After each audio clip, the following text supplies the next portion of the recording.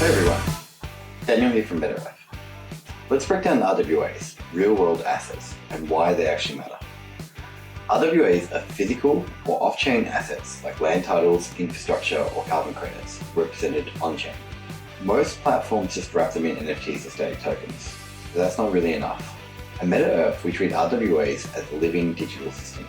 With our modular blockchain tech, you can build rollups that manage, verify, and coordinate real-world infrastructure in real time.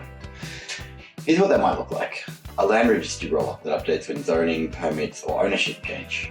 Environmental data from sensors streamed and verified on-chain.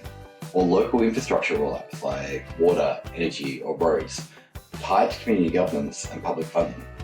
We use MeID for verified identities, and MeHelp to coordinate data between apps, and your custom logic brings it all together. This isn't just about tokenization, it's about creating public infrastructure you can trust, backed by cryptography but not bureaucracy. If you're building with RWAs or you want to start, join the MetaEarth Discord. The link's below. We're sharing real-world schema, integration tools, and early access to SDK to help you bring physical systems online.